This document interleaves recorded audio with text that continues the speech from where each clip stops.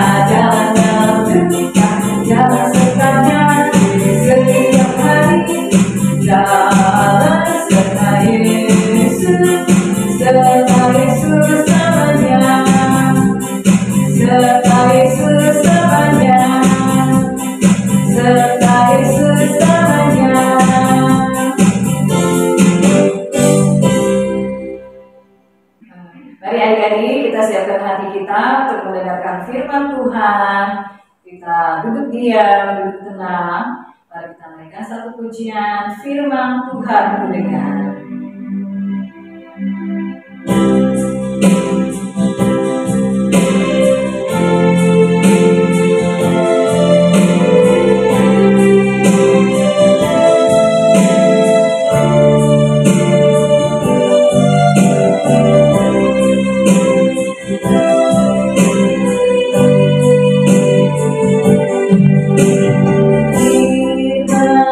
Tuhan ku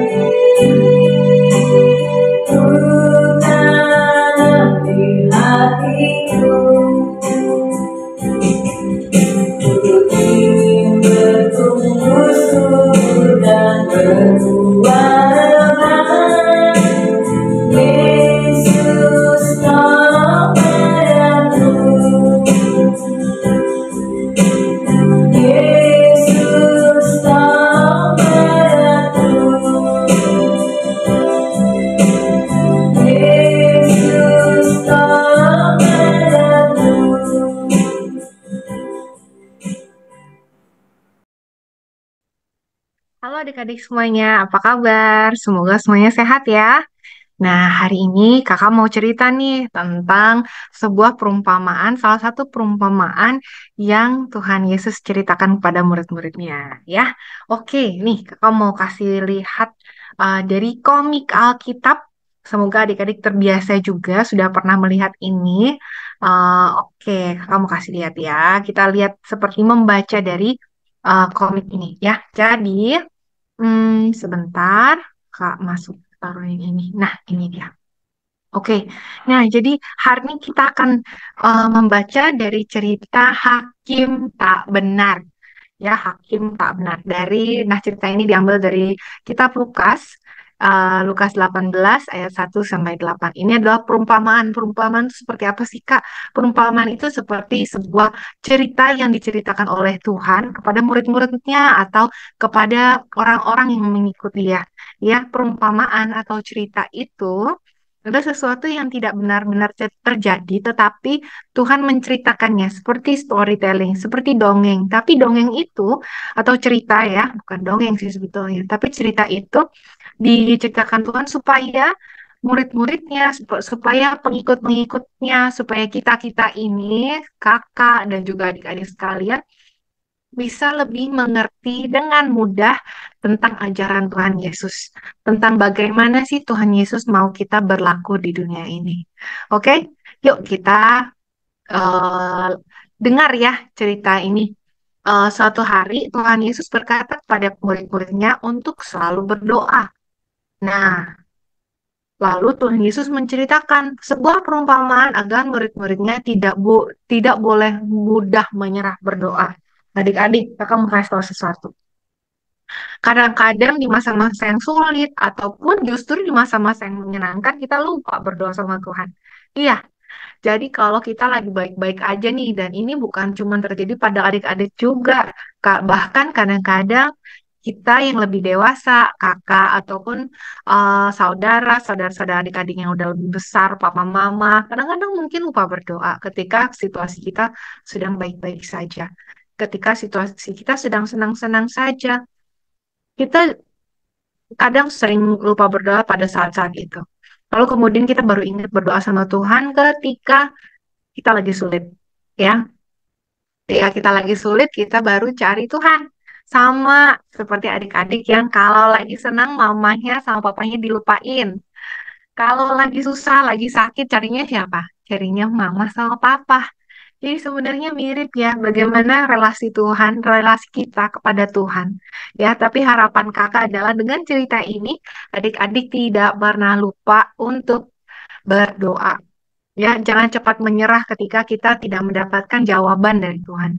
Tidak cepat menyerah saat kita sedang menunggu sesuatu yang tidak datang-datang. Misalnya, aku pengen ini nih, aku pengen tas makan baru, tapi em, tapi nggak dibeli-beliin sama mama papa. Aku perlu loh tas makan baru. Tapi kita terus berdoa supaya papa mama dapat rezeki lebih, supaya papa sama mama bisa beliin tas makan baru. Seperti itu. Papa sama mama pasti tahu kok kebutuhannya adik-adik dan bisa menilai kira-kira kamu tuh betul-betul butuh atau tidak. Begitu juga dengan Tuhan. Tuhan tahu kita, Tuhan kenal kita, Tuhan tahu bagaimana kita tuh orang yang sebetulnya anak yang kuat, ya. Dan kadang-kadang Tuhan mau kita sabar. Makanya Tuhan minta apa kita untuk jangan menyerah. Oke, kita lanjut ya sama ceritanya. Jadi ceritanya perumpamaan ini seperti ini. eh Sebelumnya, oh ya, jadi perumpamaannya seperti ini. Ada seorang hakim yang tidak benar karena itu, eh karena hakim itu tidak takut akan Allah dan tidak menghormati siapapun. Sering ya, kalau orang sudah jadi orang yang hebat, seringkali tidak takut Tuhan, seringkali maunya sendiri. Pokoknya aku hebat, pokoknya aku bisa. Nah, itu nggak baik ya adik-adik. Kita walaupun kita sudah pintar, suatu hari kita sukses, kita harus tetap berserah sama Tuhan. Dan kita harus tetap baik sama orang, ya. Nah, tugas hakim yang seperti adik-adik tahu, tugas hakim adalah untuk membantu menyelesaikan masalah antara dua orang atau dua pihak, ya. Biasanya dia itu yang mendengarkan permasalahan itu seperti apa sih, di sini siapa sih yang benar, siapa yang salah. Oke, jadi hakim itu susah sekali loh adik-adik. Jadi hakim itu harus punya moral yang kuat ya supaya bisa benar dan berbijaksana untuk mengatakan sesuatu yang benar, sesuatu yang hmm, sesuatu yang benar di hadapan Tuhan. Ya, karena itu jadi hakim itu adalah pekerjaan yang tanggung jawabnya luar biasa. Karena mungkin karena begitu banyak, karena Tuhan tahu apa yang benar dan yang salah. Nah, satu hari di kota itu ada seorang ibu janda dan dia tidak punya suami. Ibu janda itu tuh artinya adalah orang yang tidak punya suami, ya. Dia sedang mendapatkan masalah. Lalu ibu janda itu pergi minta tolong kepada hakim karena orang-orang memusuhinya, jadi orang-orang nggak suka sama dia. Jadi orang-orang itu giving her a very hard time, ya membuat dia sangat kesulitan. Jadi orang-orang nggak suka banget sama ini. Akhirnya si ibu janda ini menanyakan ke hakim, tolong bantu saya. Apa yang harus, bagaimana saya harus berlaku? Gitu. Tapi hakim itu menolak, dia tidak mau bantu ibu janda itu. Lalu hakimnya bilang, udah sana kamu pulang aja. Akhirnya besokannya siang-siang ibu janda itu pergi ke hakim untuk minta tolong lagi. Wah, kayaknya kasihan sekali ya ibu janda ini ya. Dia betul-betul tidak tahu mau minta tolong sama siapa lagi. Akhirnya dia minta tolong sama hakim. Nah, hakim itu tapi menolak kedua kalinya. Dia kedua kalinya dia tidak mau membantu ibu janda itu dan dia menyuruhnya pulang. Udah kamu pulang sana. Ya, jadi yang pertama, eh, udah, eh oh iya, jadi pertama kali, yang kedua kali ini, ya, terus kemudian malam hari itu, di hari yang sama, ibu janda itu pergi lagi ke si Pak Hakim. Tapi Hakim menolak permintaan ibu janda itu. Sudah berapa kali adik-adik? Sudah 3 kali. Oh, goodness, ya ampun, kasihan sekali janda itu. Terus lihat tuh, besoknya lagi, siang, malam, dan setiap hari ibu janda itu pergi ke hakim dan hakim menolaknya. Wah, wah, wah, luar biasa ya. Kegigihan, kegigihannya si ibu janda itu untuk dimintai tolong. Jadi dia datang setiap hari, dari datang pagi, datang malam, setiap hari. Kita bahkan nggak bisa hitung lagi karena kita nggak tahu berapa hari ibu itu datang. Jadi ibu setiap hari siang dan malam ibu itu datang kepada si hakim, tapi hakim tetap menolaknya. Hakim yang tak benar ini merasa sangat terganggu. Gimana deh kalau kamu didatengin sama orang yang minta sesuatu sama kamu setiap siang dan malam. Aku minta ini dong, aku minta ini dong malam-malam. Aku minta ini dong siang-siang. Aku minta ini dong malam-malam. Wah, pasti terganggu juga ya kalian begitu.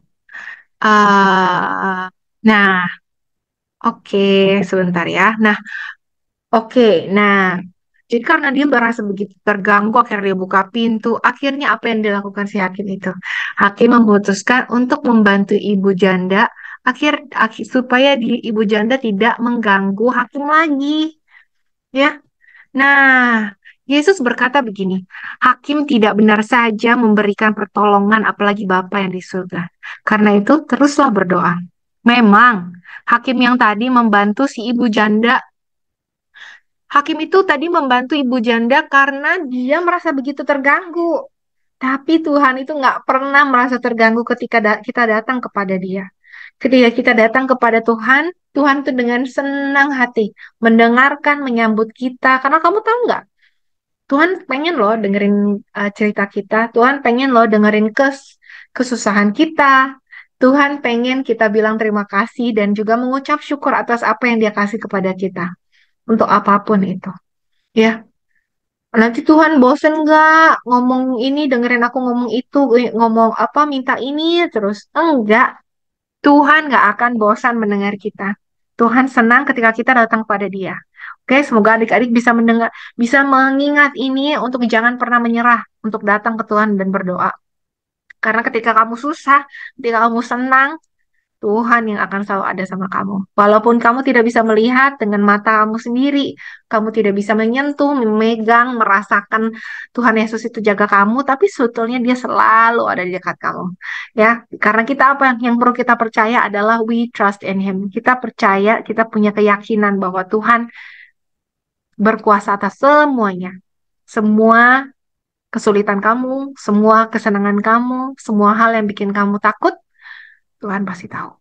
Oke, nah adik-adik hari ini ayat hafalannya kita bisa baca dari ayat hafalannya dari sebentar ya, sorry. Em, ini dia ayat hafalannya. Ayat hafalannya diambil dari Roma 12 ayat 12. Roma 12 ayat 12. Gampang ya, Roma 12 ayat 12. Bersukacitalah dalam pengharapan, sabarlah dalam kesesakan, dan bertekunlah dalam doa. Kita ulangin ya. Bersukacitalah dalam pengharapan, bersabarlah dalam kesesakan, dan bertekunlah dalam doa. Yuk, kita ulangin lagi. Dan 1, 2, 3. Roma 12 ayat 12. Bersukacitalah dalam pengharapan, sabarlah dalam kesesakan, dan bertekunlah dalam doa. Kira-kira jadi berkat ya buat adik-adik semuanya. Semoga apa yang kakak bilang ini boleh berarti untuk adik-adik, menguatkan adik-adik, dan juga selalu adik-adik ingat ya tentang hakim yang tidak baik. Hakim yang tidak baik aja membantu. Apalagi Tuhan yang begitu sayang sama kita. Ya kan? Yuk berdoa ya sama kakak untuk menutup firman Tuhan ini. Tuhan Yesus, terima kasih ya Bapak untuk firman Tuhan yang sudah Tuhan berikan untuk kami semua, yang Tuhan telah ingatkan lewat perumpamaan ini ya Bapak. Hamba berdoa ya Tuhan untuk adik-adik semuanya. Kiranya dalam cerita ini kita terus diingatkan tentang begitu cinta besar, sayang cintamu terhadap kami semua. Dan kiranya kami terus diingatkan bagaimana kami harusnya bisa untuk berharap terus, jangan lelah untuk meminta pengharapan-Mu ya Tuhan, meminta kepada Engkau, berdoa kepada Engkau, karena Engkau adalah sumber harapan kami semua. Terima kasih ya Bapak untuk semua ini ya Bapak, kiranya kami terus bisa bersuka cita dalam pengharapan kami, dan juga kami bisa terus bersabar dalam kesulitan kami. Dalam nama Tuhan Yesus Kristus, kami telah menyerahkan semuanya, semua hidup kami pada Engkau ya Tuhan. Haleluya. Amin. Bye-bye semuanya. Baik adik-adik, kita sudah mendengarkan firman Tuhan, kita akan memberi persembahan untuk pekerjaan Tuhan. Baik, kita naikkan pujian Berilah yang Baik.